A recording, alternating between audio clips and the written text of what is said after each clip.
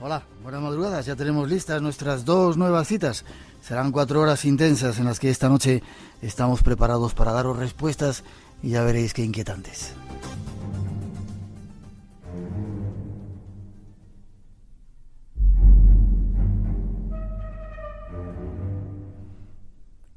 Esta noche os invitamos a un viaje al interior del mundo de la ciencia.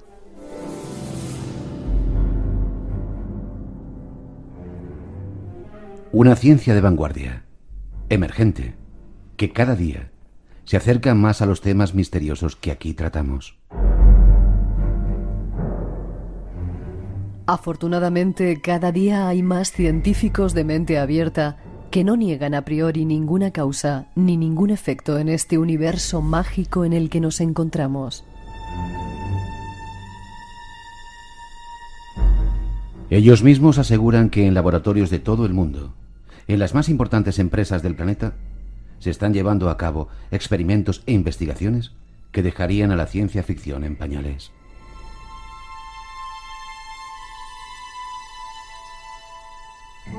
Esta noche os vamos a hablar de todo ello, demostrando que una gran verdad se esconde tras todo.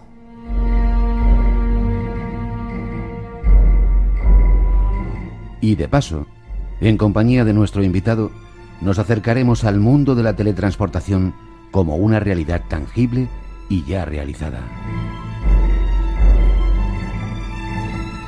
¿Os acordáis del experimento Filadelfia? Pues parece mucho más real de lo que podríamos imaginar. Las fronteras de la ciencia moderna son nuestro objetivo esta noche. Un viaje que ya comienza. Y si estás preparado, eres bienvenido. Prepárate a sorprenderte.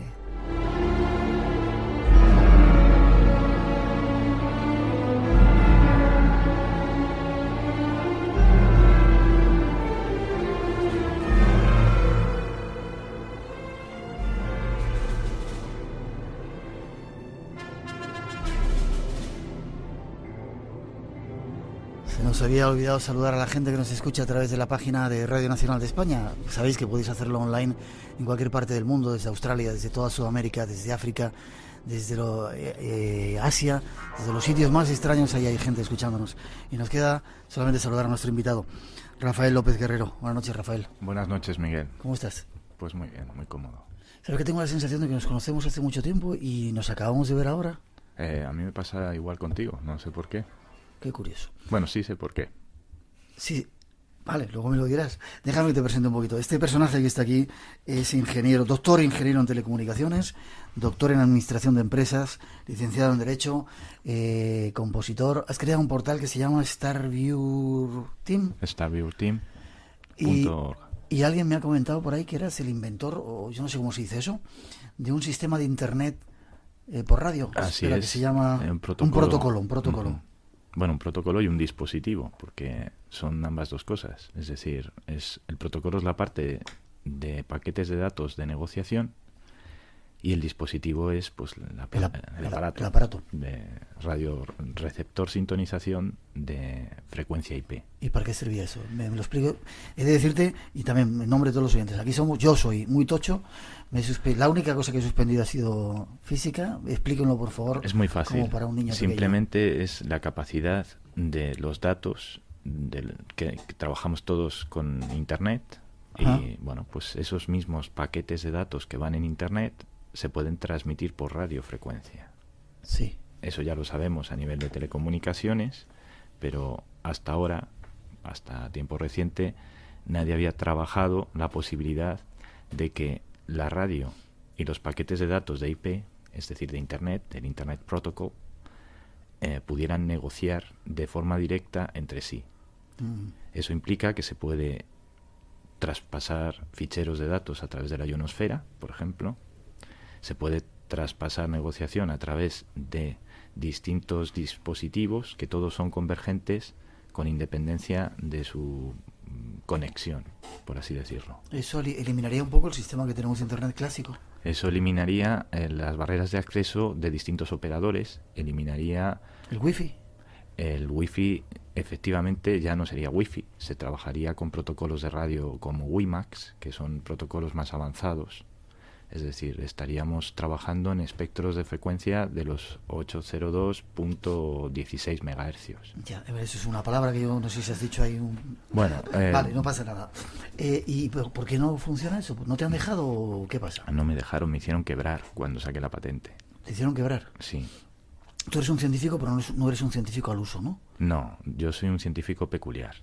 He trabajado con la radiofrecuencia. Entonces, bueno, pues de hecho, para mí lo más importante es que la ciencia y la conciencia tienen que ir siempre de la mano, no se pueden separar, porque se comete el error de utilizar mal la ciencia. Ya, muchos os preguntaréis, lo digo a nuestros oyentes, ¿qué hace un señor como este, serio, científico?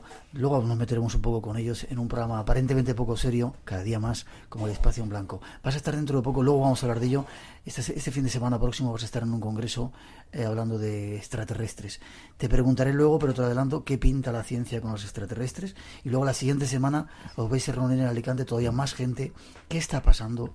Que de repente algunos científicos serios, con muchas carreras, cargados de títulos, estáis empezando a interesar por esto. Bueno, lo cierto es que el problema es que la gente lo que no sabe es que la inteligencia extraterrestre es una disciplina científica. Es decir, ¿Qué? Sí, una disciplina científica. Así es. De hecho, está reconocida en la decisión 33/426 de 1978 de Naciones Unidas. Es decir, está regulada.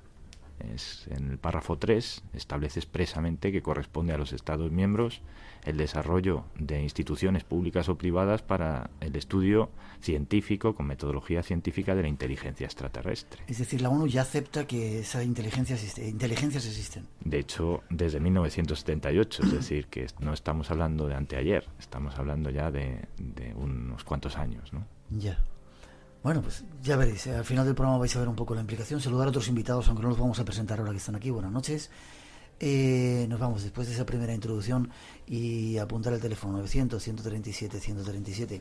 Esta noche la diosa de este tiempo, que parece ser la ciencia, uno de sus representantes, viene al programa a darnos respuestas de estos misterios que aquí tocamos.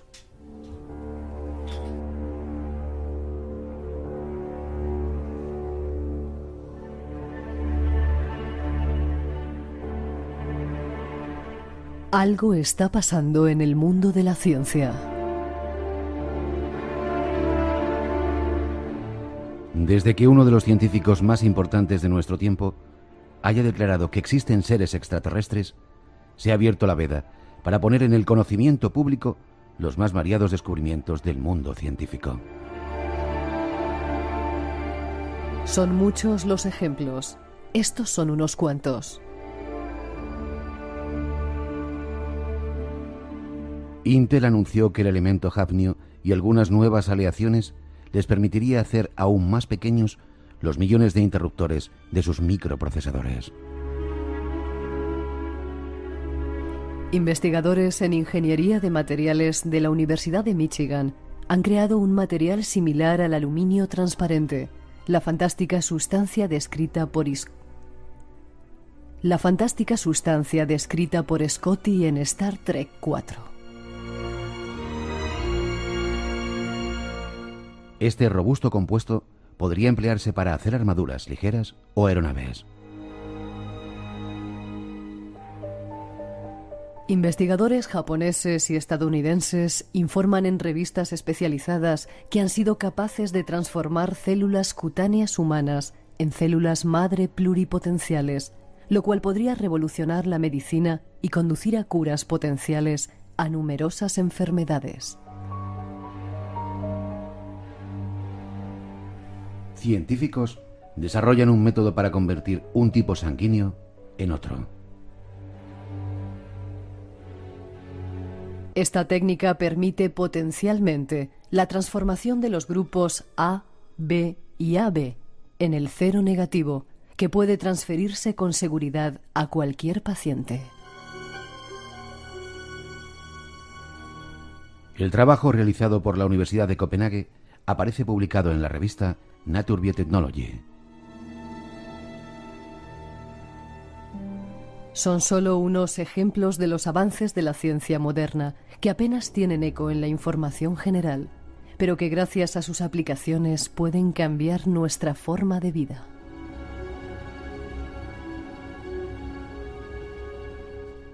Esta misma ciencia, que ya está alcanzando su voz, está en disposición de demostrar la existencia de Dios o de los viajes sin materia.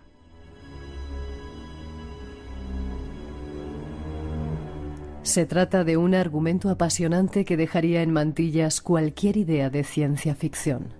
Nuestro invitado nos cuenta.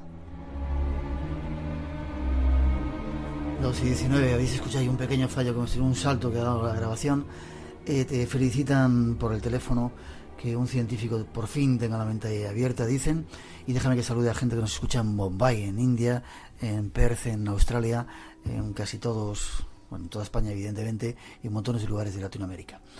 Es curioso porque hasta ahora aquello que no estuviera refrendado por la ciencia no era cierto.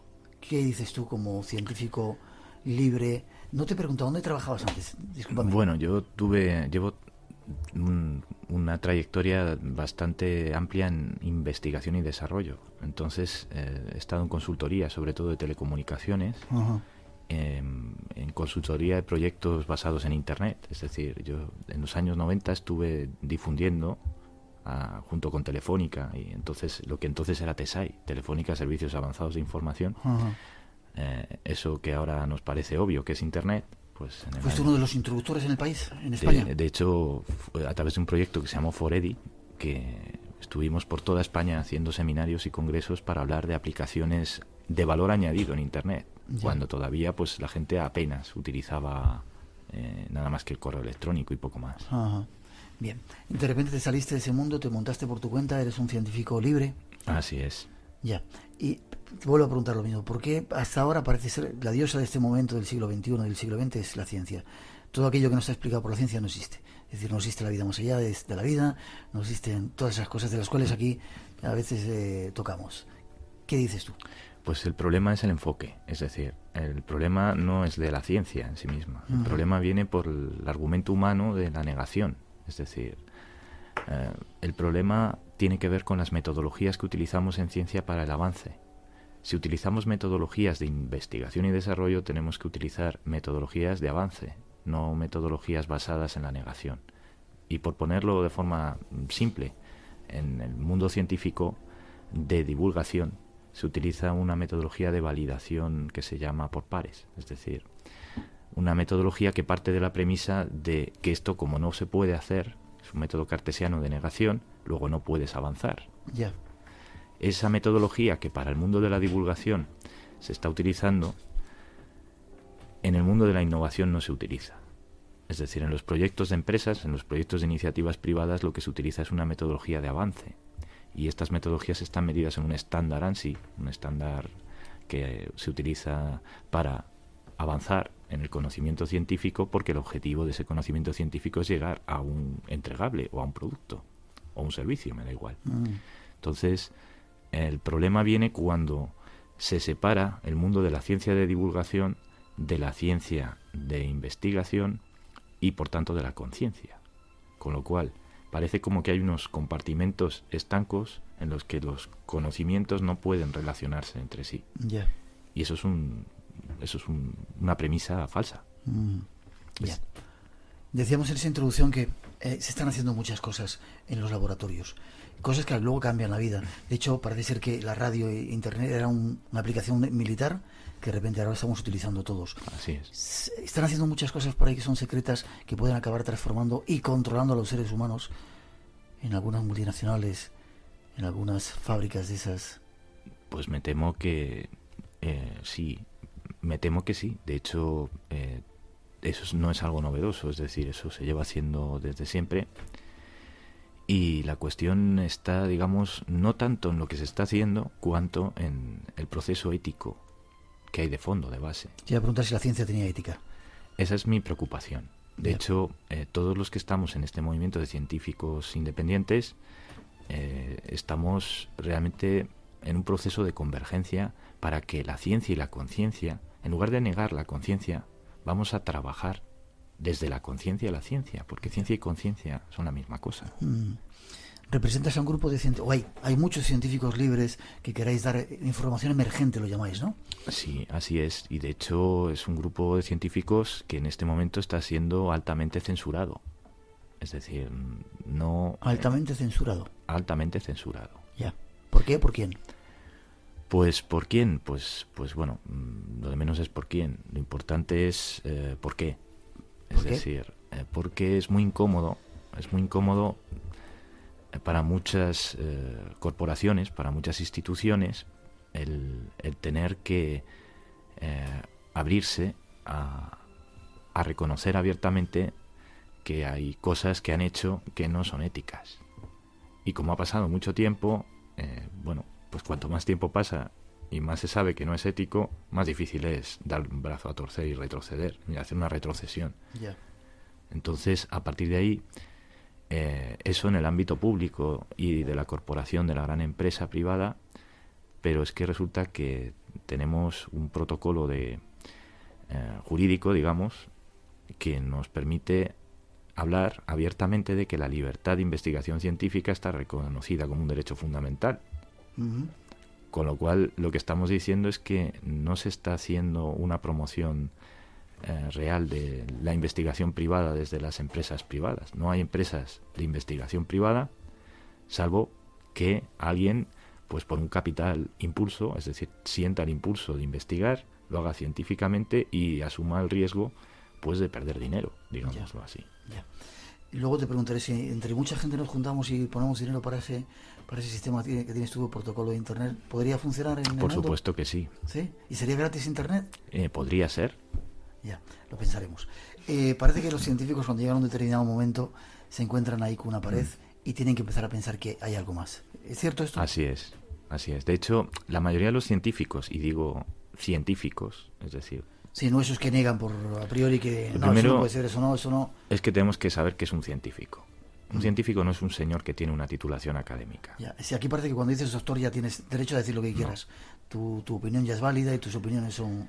Para empezar, pues bueno, pues hay muchos doctorados que no son doctorados de universidades oficiales, es decir, son universidades privadas y están enfocados solo para la investigación y la innovación, incluso en empresas privadas. Todos conocemos pues a ingenieros, yo el primero, que han estado en Telefónica o en empresas de innovación y que no tienen un título público. Es decir, el título público sirve para hacer oposiciones al ministerio. Ya. Vamos a no engañarnos. No sirve para hacer investigación y desarrollo en una corporación, ni sirve para hacer ciencia en una empresa privada. Ya. Sin embargo, en una empresa privada se llegan a convenios con otras instituciones, sean públicas o privadas, que además están constituidos en un marco jurídico que se llama ENFOT, nuevas formas de transferibilidad, a través de unas instituciones que se llaman OTRIS, Oficinas de Transferencia de Tecnología. Y ese marco jurídico está aprobado por una directiva de la Comisión Europea de 2003 y validado en otra directiva de 2005. O sea, que estamos hablando de cosas que los que están metidos en el ámbito de la investigación saben y conocen perfectamente. ¿Qué sucede? Que hasta ahora las empresas pequeñas no tienen en este país, por ejemplo, acceso a esa información. Entonces, si tú no sabes que te puedes constituir como una empresa de capital impulso, digámoslo así, y el capital impulso es poner tu trabajo a cambio de nada, pero a cambio del servicio al otro. Y el servicio al otro en el ámbito científico es siempre proyectar la ciencia desde quien la tiene hacia quien la necesita, ¿no? Si en este caso es una corporación, una corporación. Si es una universidad, una universidad. Y si es el ciudadano, pues ¿por qué no? El ciudadano también tiene derecho a estar informado. Es lo que hacéis vosotros ahora. Exacto, estáis intentando hacer. así es. Vale. No os extrañéis, esta noche vamos a hablar de la existencia de Dios, que ya lo están preguntando, de teletransportaciones y el experimento Filadelfia, de extraterrestres y otro montón de asuntos, sobre todo vistos desde el punto de vista de la ciencia. Nos lo va a traer este señor. Avanzamos un poco, ¿te parece? Después de esa introducción, seguimos contándoos más cosas.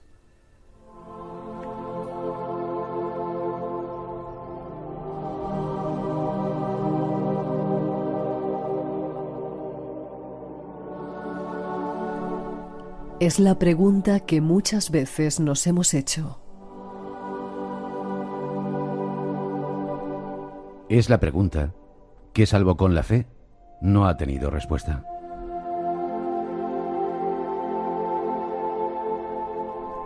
¿Existe Dios? ¿Se puede demostrar su existencia científicamente? Muchos científicos están formulando teorías en la actualidad encaminadas a darle veracidad a esta presencia intangible y superior.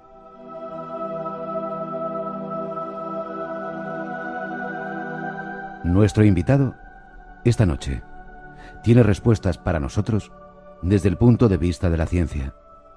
Escuchemos.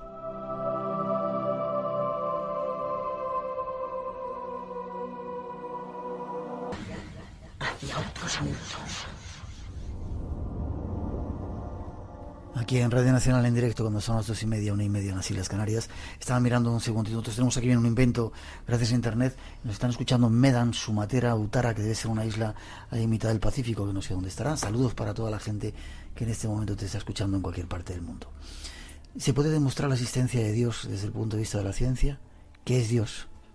Muy buena pregunta. Pues sí, la verdad es que se puede demostrar, pero no es un Dios al uso. Es decir, no es ese señor con barbas que nos han contado. Y la siguiente pregunta te iba a decir, ¿cuál Dios? Porque hay tantos dioses. Claro. De lo que hablamos es de una inteligencia primigenia. Es decir, cuando hablamos de tantos dioses, o cuántos dioses, o ese tipo de cuestiones, son preguntas humanas al uso. Es decir, tenemos la tendencia de pensar como seres humanos e intentar dibujar esos pensamientos que tenemos a través de imágenes. Y entonces esas imágenes que proyectamos pues dan lugar a lo que llamamos culturas. Entonces hablamos de dioses, o hablamos de religiones, o hablamos de temas humanos. Pero aquí estamos trabajando en una demostración que se fundamenta en el universo como entidad inteligente. Es decir, hablamos de universo inteligente. Y esa inteligencia primigenia, que es la creadora de todas las cosas en el universo... ¿Creadora con un concepto de la Biblia, de que no había nada antes y de repente él empezó? No creadora en el concepto. La Biblia realmente no quiere decir eso. Volvemos una vez más a tocar algo a lo que llegamos en esta ocasión como consecuencia de. Es decir, primero desde la ciencia analizamos todo eso y finalmente vamos a la Biblia, y luego la Biblia lo que nos explica realmente es una clase de física cuántica avanzada para niños. Es decir, imagínate que tú le tienes que contar a unos señores que pastoreaban en la época una serie de cuestiones de física cuántica avanzada, y se las tenías que contar con parábolas, ¿no? Se las tenías que contar, pues que Dios hizo el mundo en 7 días, que en 7 días primero quedaron los animales, o sea, los lapsos de tiempo, estructurar las escalas temporales, el no tiempo. Es decir, ¿qué es el no tiempo? Pues es que a nivel cuántico realmente ahora sabemos a través de la teoría de supercuerdas que el tiempo no existe.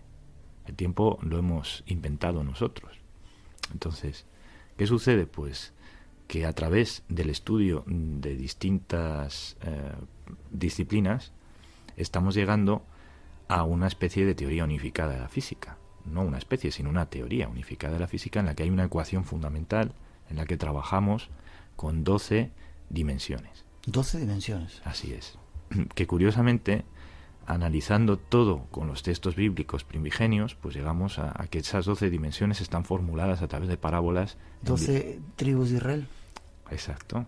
Son esos famosos números sagrados que tanto han intrigado a los exégetas de los textos bíblicos o de los textos antiguos, pues ahora empiezan a tomar sentido. Porque además trabajamos con un principio que se llama el principio de coherencia. Es decir, algo que es coherente en una lógica se puede, digámoslo así, clonar científicamente, de manera que ese mismo principio que obedece en lo macro también funciona en lo micro. Lo ponemos con una parábola para que todo el mundo lo entienda, ¿no? Si cuando miramos por un telescopio, ¿qué vemos? Pues vemos puntitos y rayitas. Miramos por un microscopio y ¿qué vemos? Pues también puntitos y rayitas. ¿Qué somos nosotros? Puntitos y rayitas. Todo depende de la perspectiva del observador.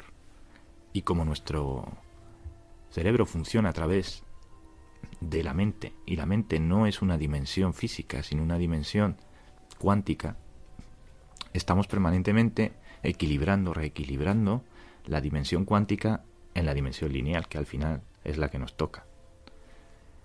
Cuando le damos la vuelta a esa investigación y empezamos a actuar de forma bidireccional, nos damos cuenta que estamos recibiendo paquetes de datos del universo y haciendo feedback, es decir, retroalimentación con ellos. Y esos mismos paquetes de datos nos permiten potenciar, por ejemplo, la intuición. Pues la hiperintuición se basa precisamente en ese tipo de capacidades que se van desarrollando y que estamos estudiando, porque a nivel cósmico también están produciéndose cambios, ¿no? Es decir, nos han pintado un universo lineal muy plano, y realmente el universo no es plano, no es lineal. Y de hecho no nos gusta hablar de universo, nos gusta hablar de multiversos. Y en ese sentido, pues estamos empezando a conocer pues los fundamentos de esas teorías a través de lo que llamamos ahora radiofrecuencia cuántica diferencial. Ahora hablaremos de ella. Danos un segundo para asimilar la información.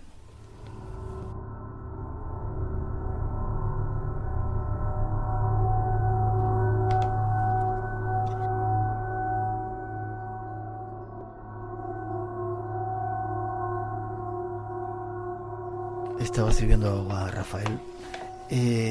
Vamos por partes, ¿vale? Porque te lanzas. En la siguiente parte vamos a hablar de la radio. ¿Cómo lo llamas? Radiofrecuencia cuántica diferencial. Vaya palabra. Dices que sí, se transmitía a una serie de personas, me refiero a la Biblia, a esos datos. ¿Significa que había una inteligencia superior que interesaba, es decir, no sé, dioses, ¿cómo lo llamarías? ¿Extraterrestres? ¿Gente que está controlando este planeta o que venía aquí? De hecho, hay muchas inteligencias extraterrestres a ese nivel, y bueno, y por encima de esa inteligencia extraterrestre hay una inteligencia primigenia, hay distintos planos, distintas densidades, y al final esas densidades o planos se manifiestan a través de precisamente eso que llamamos ahora canalización cuántica. Es decir, esas capacidades que tenían esas personas que estaban en contacto con esas entidades para poder, de alguna manera, escribir aquello que percibían por esa hiperintuición. Ya. Eso, en términos científicos, ahora lo hemos estudiado, lo hemos analizado y sabemos cómo se produce, exactamente qué mecanismos actúan dentro de la percepción humana para poder hacerlo. Pero creo que eso excede un poco del tiempo del programa y, bueno, eso es para profundizar. Podríamos hablar... Seguiremos hablando de ello. Semanas. Vale. O sea, significa que hay una inteligencia por encima. Quizás seamos el producto de esa inteligencia. Mucha gente decía que falta el eslabón. En biología se dice el eslabón perdido. Y alguna gente decía, es otra teoría un poco más disparatada, que decían que somos producto de una intervención genética extraterrestre. ¿Eso es cierto? ¿Hay datos de ello? No es disparatada esa teoría. De hecho, lo que estamos empezando a ver precisamente es que lo que es una teoría disparatada es buscar al eslabón perdido. ¿En los monos o en...? O sea, lo que sabemos positivamente ya a nivel de investigación, con independencia de lo que nos estén contando a nivel de divulgación, y lo digo abiertamente porque de esto hay pruebas... Es decir, ¿nos engañan? ¿O no nos dan toda la información? Yo no diría que nos engañan, yo diría que no nos cuentan toda la verdad. Vale. Entonces, lo que sí sabemos es que realmente, efectivamente, hay una clara evidencia de que solo están contándonos el 3% de nuestro ADN. ¿De nuestro ADN? Así es. ¿Estás tratando de decir que en nuestro ADN hay pruebas de otros seres, otras inteligencias, otros mundos?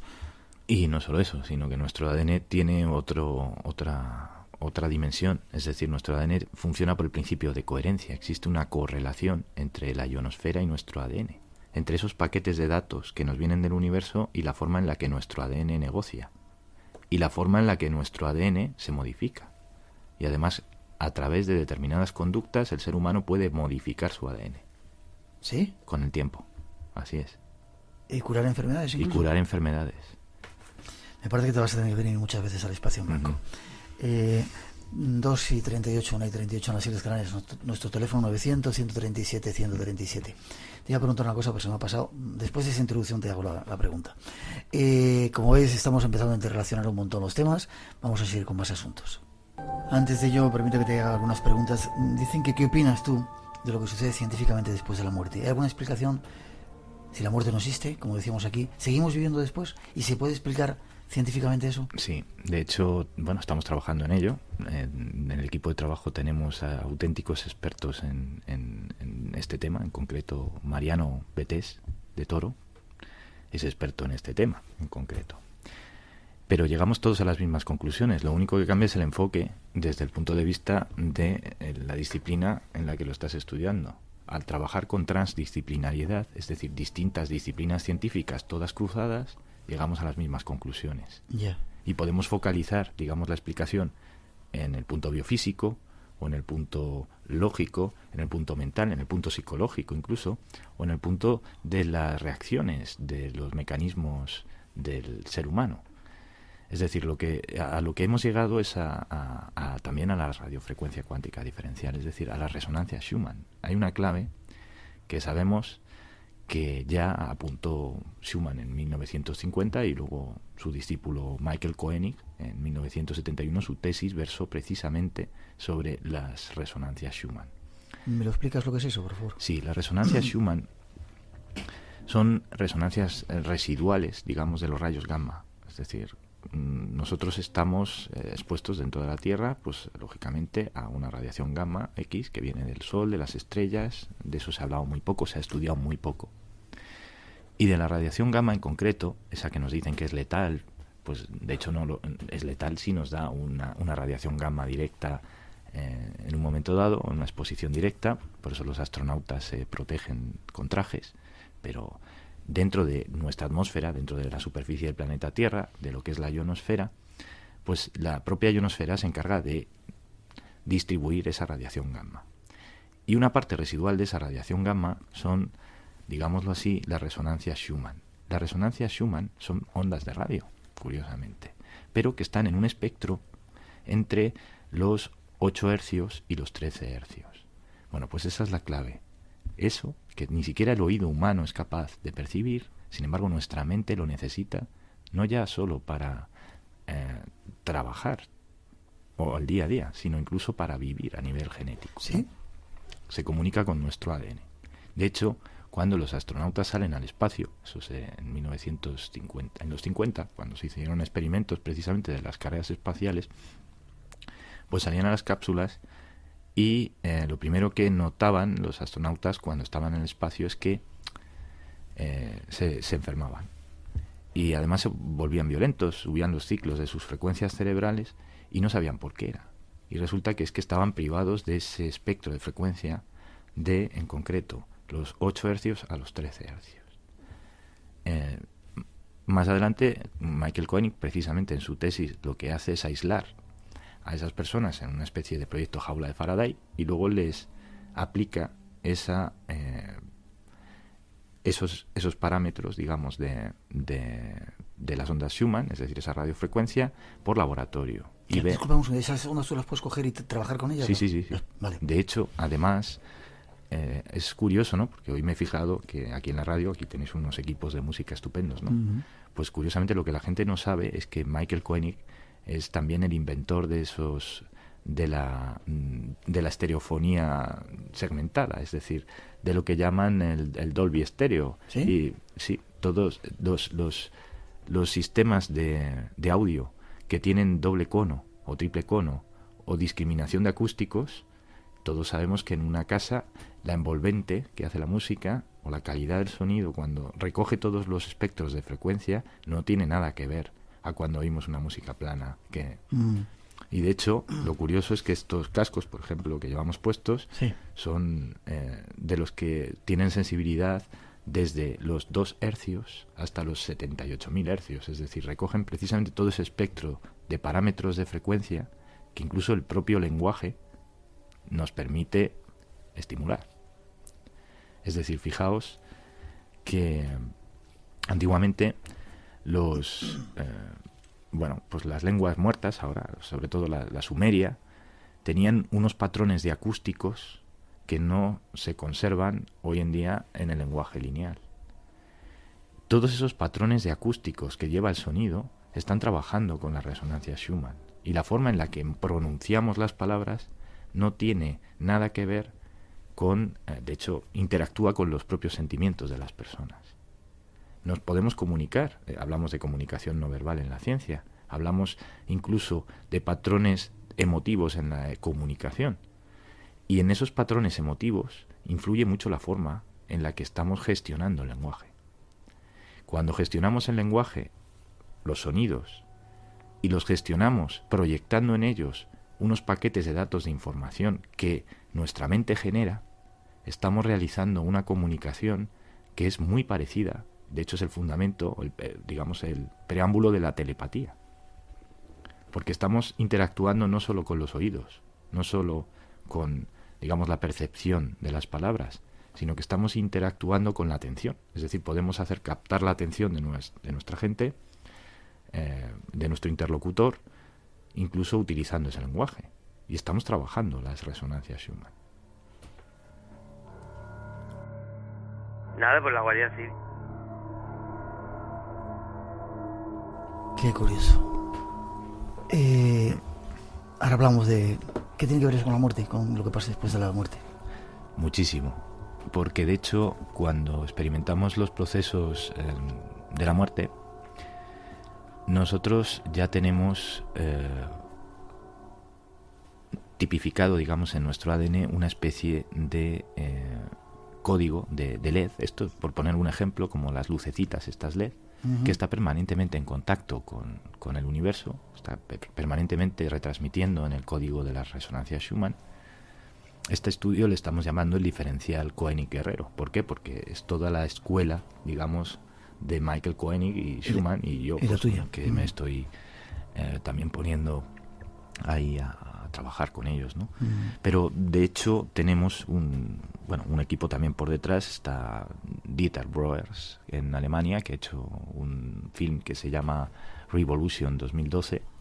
Es también, entonces, bueno, con independencia ya de digamos, la nomenclatura científica del estudio que estamos haciendo, hemos llegado a describir y a determinar que la muerte precisamente es simplemente un cambio de estado de la materia.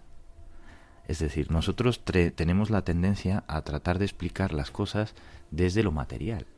Pero ¿qué sucede si nosotros no somos solo materia? Es decir, que la materia es una consecuencia de la energía. Y si la materia es una consecuencia de la energía y somos capaces de transformar esa energía, realmente cuando morimos físicamente, lo que estamos es pasando a otro estado de la materia, que no es el estado estrictamente físico, sino un estado que, bueno, en metafísica se le llamaba éter, etérico, digámoslo así. Bueno, pues ese éter a nivel de la física cuántica se está demostrando que existe, de hecho. Sí. Sí. Y que el proceso por el que esos estados de la materia se modifican tiene mucho que ver con esa radiofrecuencia cuántica diferencial, es decir, con esas resonancias aplicadas de determinadas formas a determinados parámetros, y en concreto pues está muy implicado con el estudio de los parámetros de los armónicos. Es decir, la radiofrecuencia que nos la han pintado en las gráficas, incluso en la facultad, como plana, es decir, como unas ondas, esas ondas planas, realmente no son planas, son tridimensionales y son muy parecidas a las estructuras de nuestro ADN. Entonces, en la medida en que estamos trabajando con los parámetros de las frecuencias, de las resonancias y de los armónicos, estamos realmente empezando a entender qué es lo que está pasando. Y cuando, digamos, estamos próximos a la muerte, pues digamos, esa parte de nuestra genética que está parpadeando cuando estamos vivos y no percibimos a nivel consciente, se nos hace consciente. Y entonces realmente lo que sucede es que nos convertimos en un estado intermedio de la materia y salimos literalmente de la materia. Y cuando salimos de la materia, en todos los estudios que se están haciendo, lo que se reporta es como que el individuo lo que empieza a ver es que empieza a tomar a altura, empieza a salir de su cuerpo materialmente y empieza a ir hacia la luz, a convertirse en luz y a traspasar un agujero de gusano, literalmente, que le transporta a otra dimensión. Eso es empírico, es decir, ya lo sabemos, ya lo conocemos, Y en algunos casos ha habido regresados, lo que llaman los regresados, ¿no? Gente que regresa de esas experiencias. Las DCM, experiencias. Exacto, pero eso el experto es Mariano Betés, precisamente, que lo está estudiando a través de casuística, pero estamos coordinados y llegamos al mismo punto. Es decir, hay un punto en el que llegamos a esa radiofrecuencia cuántica diferencial, ¿no? Es decir, tiene muchísimo que ver con los patrones de la resonancia Schumann. Y lo curioso es que todos esos regresados, una vez que regresan, manifiestan un cuadro de conducta, es decir, son personas que ya no vuelven a ser las mismas que eran. Es curioso. Lo curioso, además, es que una de las características de esos regresados es que pierden el miedo a la muerte.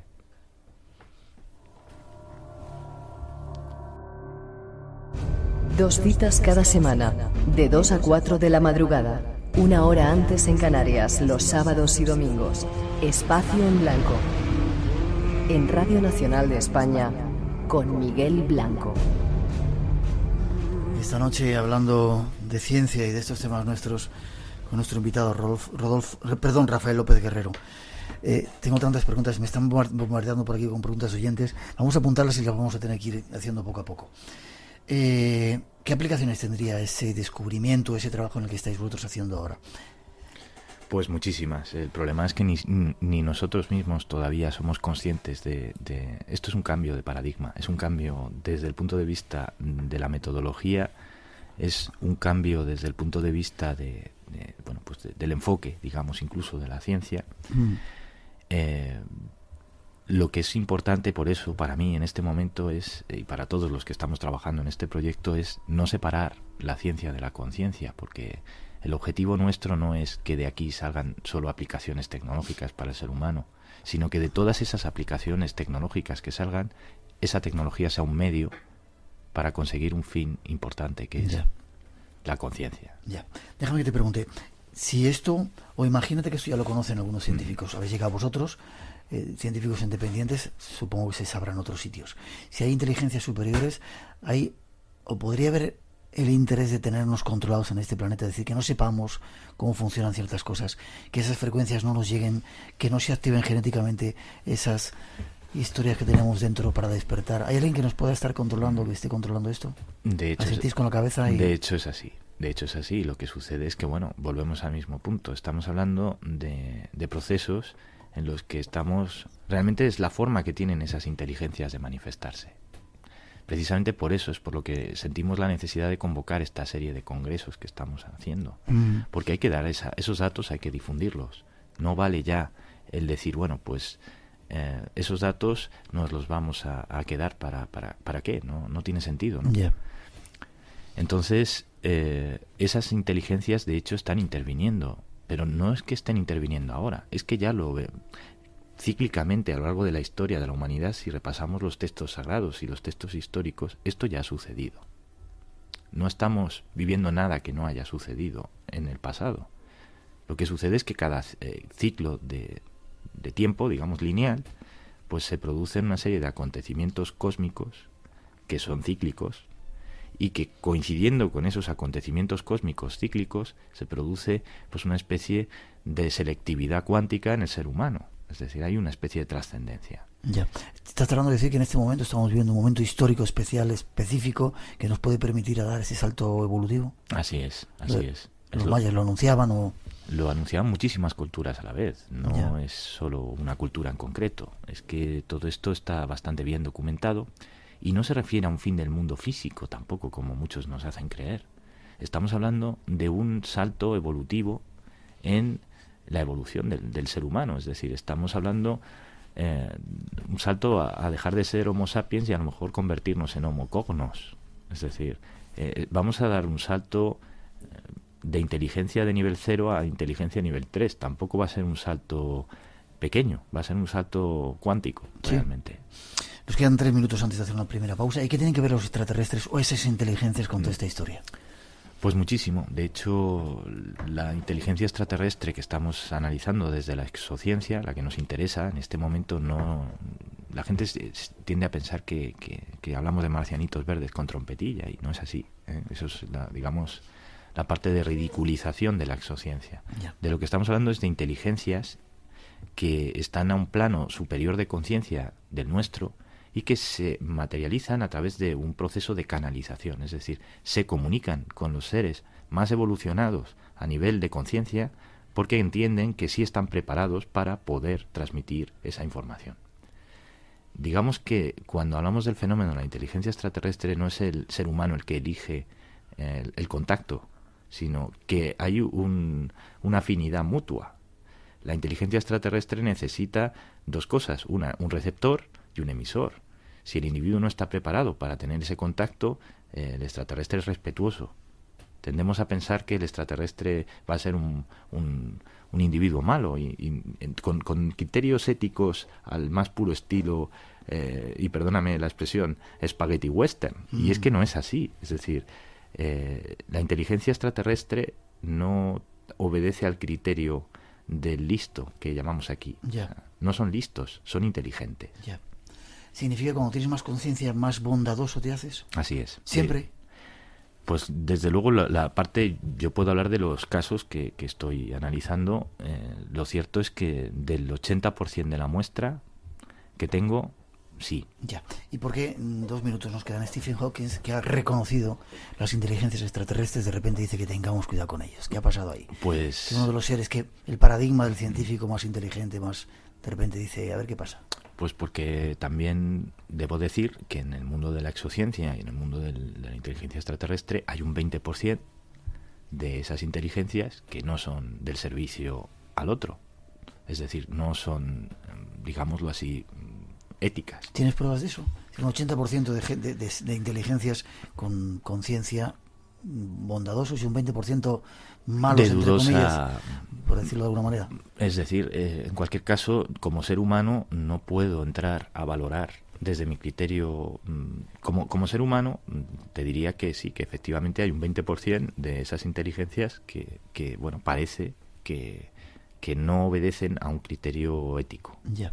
¿Cómo son? ¿Tienen cuerpo como nosotros? ¿Son antropomorfos o pueden tener otras formas? Hay inteligencias que son antropomorfas, en el sentido de que proyectan un holograma, es decir, utilizan la radiofrecuencia para proyectar hologramas que no son realmente su apariencia física. Los seres humanos tenemos la tendencia a creernos que todo lo medimos por la apariencia física. Y la apariencia física es una consecuencia, insisto, de la energía. Es decir, la materia se manifiesta. Estas inteligencias, a mí me gusta la palabra manifestar.